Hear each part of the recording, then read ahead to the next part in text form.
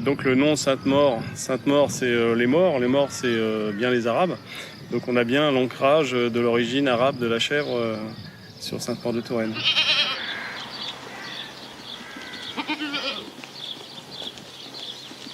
Ouais, j'ai toujours vécu sur la ferme. En fait, c'était un peu la succession de mon grand-père et ma grand-mère, puis mes parents. Mais c'est un peu comme Obélix qui est tombé dans la potion magique. Moi, je suis né dedans et c'était tout à fait naturel pour moi de reprendre l'élevage parce que j'ai toujours su faire ça. Et quand on aime les animaux, il se passe des relations fortes entre les chèvres et nous, et qui fait que on ne voit pas comment faire autrement.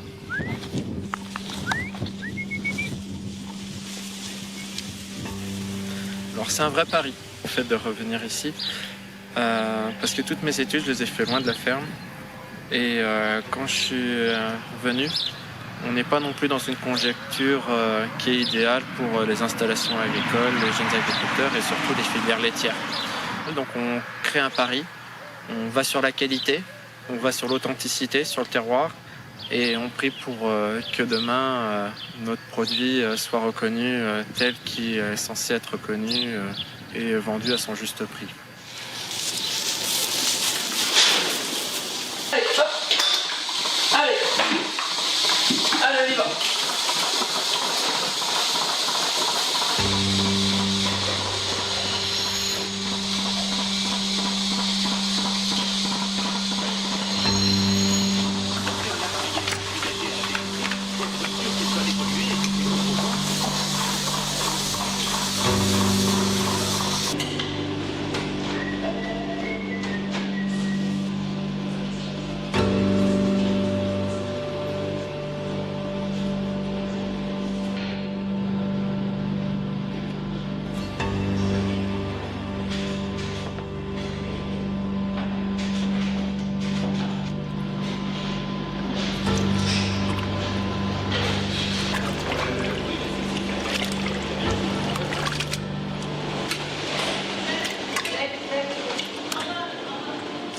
Nous, par toutes nos pratiques, ce qu'on cherche à faire, c'est vraiment signer notre origine territoriale sur notre produit.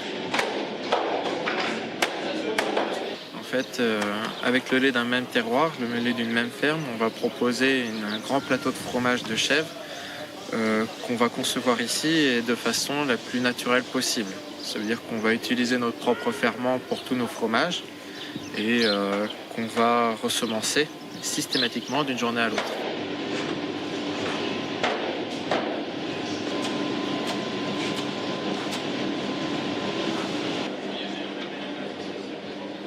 Alors ici on produit que du fromage de chèvre au lait cru. Donc notre produit phare c'est le Sainte-Maure de Touraine.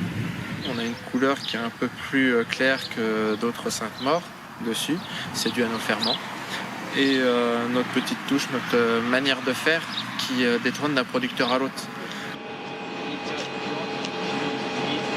On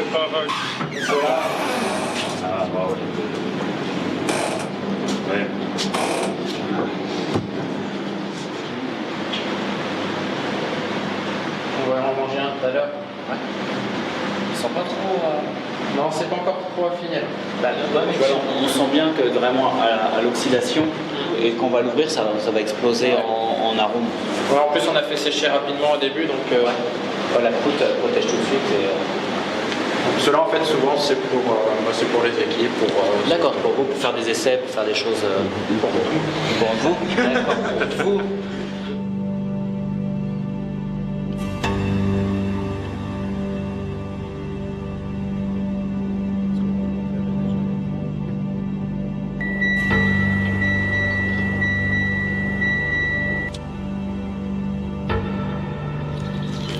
Au poivre de Chichefort. Ouais. Ah oui, quand même.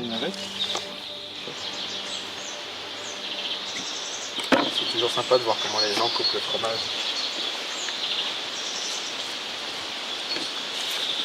Le vasereau, on est bien. Ok.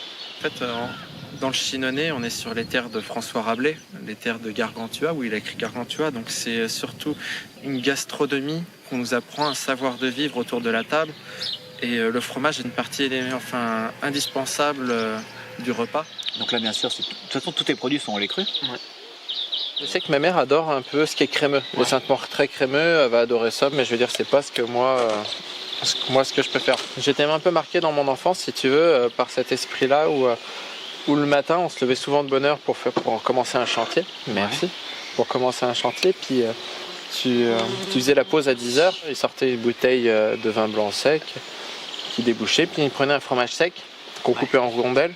Et j'ai toujours ce goût du fromage, si tu veux, qui te revient dans la bouche. Et c'est un petit peu le fromage de mon enfance qui me rappelle systématiquement. Et donc, à mon avis, c'est ce qui aussi me caractérise dans le goût, quoi. Du lait cru, c'est impressionnant. I smell the goats. Yeah. Et l'herbe. Le lait cru, en fait, je l'ai toujours défendu et je le défendrai jusqu'au bout. J'arrêterai même à faire du fromage avant d'arrêter de faire du lait cru. Parce qu'un fromage, c'est une richesse.